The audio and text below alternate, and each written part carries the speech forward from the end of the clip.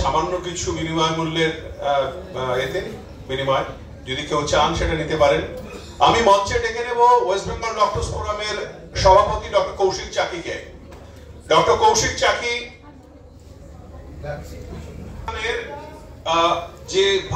যেভাবে সাজিয়েছি, আমরা জানেন খুব রেজিমেন্টেড নই, এই এখন প্রেসিডেন্টকে ডাকা হচ্ছে তাকে খুঁজে পাওয়া যাচ্ছে, এরকমই হবে।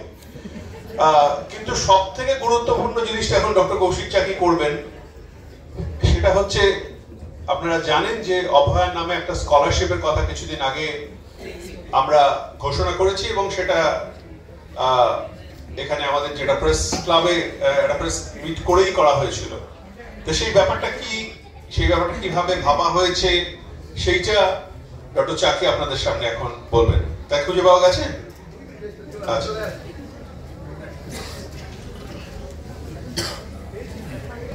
আসুন চাকি বাবু।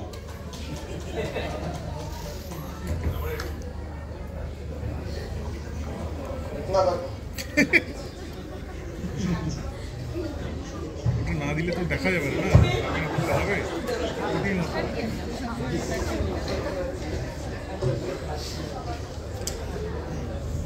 আমি আজকে বলার জন্য প্রস্তুত হয়ে আসিনি, তো জাস্ট একটা প্রোগ্রাম অর্গানাইজেশন নিয়ে বিজি ছিলাম, নামটা অ্যানাউন্স হয়েছে খেয়াল করতে পারেন, সরি। অ্যাকচুয়ালি এই চিন্তাটা আমাদের কিছুদিন আগে একটা WPDF এক্সিকিউটিভ বডির সভাতে আলোচনা হচ্ছিল যে মেয়েটি আরজি করে 9 তারিখে নৃশংসভাবে যে ঘটনার পরে আমাদের চিরতরে চলে গেল, সে তো গেলই, তার সঙ্গে তার নামটাও কিন্তু চিরতরে হারিয়ে গেল।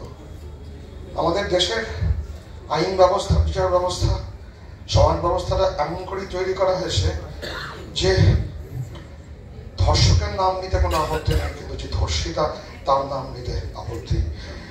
এই সমাজ ব্যবস্থা কিন্তু সঠিক সমাজ ব্যবস্থা নয় বলে আমরা বিশ্বাস করি। আমরা অভয়ার মা বাবার কাছে গেছিলাম যে আজ না হয় কাল তো সেই নামটা আমরা আশা করি বলতে পারবো, এবং তারাও বিশ্বাস করে যে তার আসল নামটা হারিয়ে যাবে না, তাদের মেয়ে চলে গেছে, মেয়ের নামটাও যেন তাদের কাছ থেকে কেড়ে না নেওয়া হয়। সেই সঙ্গে সেই আলোচনাতে উঠে আসে যে অভয়া একটা খুব চ্যালেঞ্জিং ব্যাকগ্রাউন্ড থেকে, সোশিও ইকোনমিক ব্যাকগ্রাউন্ড থেকে পড়াশোনা করে তার পড়াশোনার প্রতি যে একটা তীব্র একটা ভালোবাসা, সেই জায়গা থেকে সে একটা জায়গায় পৌঁছাবার চেষ্টা করছিল। MBBS করেছে, MD করেছে, ভবিষ্যতে তার বায়োটেকনোলজিতে DM করবার ইচ্ছে ছিল।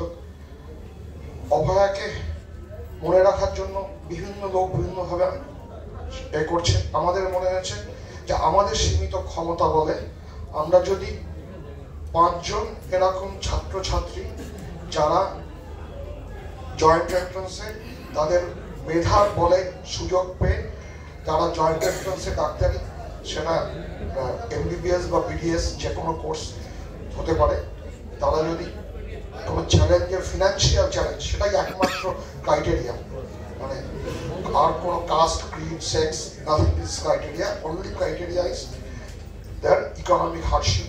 সেটা যদি হয় তাহলে আমরা প্রত্যেক বছরে আমাদের সাধ্য মতো, আমাদের যে সীমিত সাধ্য মতো আমরা নিজেরা সবাই মিলে WPDF এর মেম্বাররা স্পন্সর করে আমরা প্রতি বছরে এরকম 5 জন মেধাবী MBBS ছাত্র এবং 5 জন যারা মাধ্যমিক পাশ করে বিভিন্নভাবে ইকোনমিক চ্যালেঞ্জের জন্য তারা উচ্চশিক্ষা করতে চায় কিন্তু পাচ্ছে না, তাদের মাধ্যমিক পরবর্তী সময়কার তারা যে উচ্চশিক্ষাটা করতে চায় যে বিভাগেই হোক, তাদেরকেও আমরা একটা স্কলারশিপ দেব এবং তার জন্য 2টো কমিটি ফর্ম করা হবে।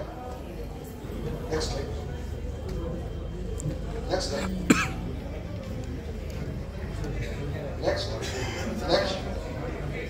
হ্যাঁ, তাদেরকে মানে একটা সিলেকশন কমিটি থাকবে, সেই সিলেকশন কমিটিতে কিছু চিকিৎসক থাকবেন,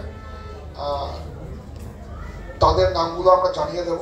তাদের মধ্যে কিছু মহিলা চিকিৎসক, কিছু পুরুষ চিকিৎসক এবং সমাজের কিছু গণ্যমান্য ব্যক্তিরা থাকবে। আজকে আমাদের মধ্যে যারা সমাজের চিকিৎসা জগতের বাইরে থেকে এসছে তাদের মধ্যে বেশিরভাগই এই কমিটিতে থাকতে তারা রাজি হয়েছে। এবং সেই কমিটি তাদের নিচে একটা স্ক্রিনিং কমিটি থাকবে যেখানে অভয়া WBDF scholarship@gmail.com আমরা এটা আমাদের ওয়েবসাইটে জানিয়ে দেবো, সবাই সেটাতে তারা করতে পারেন, তারা এই স্কলারশিপ পাওয়ার জন্য আবেদন করতে পারেন। আমরা যতদিন পারবো এই স্কলারশিপটাকে আমরা চালিয়ে যাবো প্রত্যেক বছরে, এবং যদি পারা যায় সংখ্যাটা আরো বাড়াবার চেষ্টা করব। মানে এবং শুধু স্কলারশিপ নয়, তাদেরকে তার সঙ্গে মেন্টরশিপ করা, যাতে তারা ভবিষ্যতে একটি সমাজের সঠিকভাবে একটি সঠিক নাগরিকে পরিণত হতে পারে, যে সোজাকে সোজা বলবে, সাদাকে সাদা বলবে, কালোকে কালো বলবে, মিথ্যেকে মিথ্যে বলবে, সেইভাবে তাদেরকে আমরা মেন্টরশিপ করবো। এইভাবে আমরা যদি সমাজ পরিবর্তনের জন্য আমাদের সামান্য কিছু অবদান রাখতে পারি, আমরা সেই চেষ্টাই করব। সেটাই আজকে আমরা ঘোষণা করলাম। আমরা কমিটির নাম আমাদের ওয়েবসাইটে দিয়ে দেব এবং 2025 শিক্ষাবর্ষ থেকে এই স্কলারশিপটা চালু হতে চলেছে।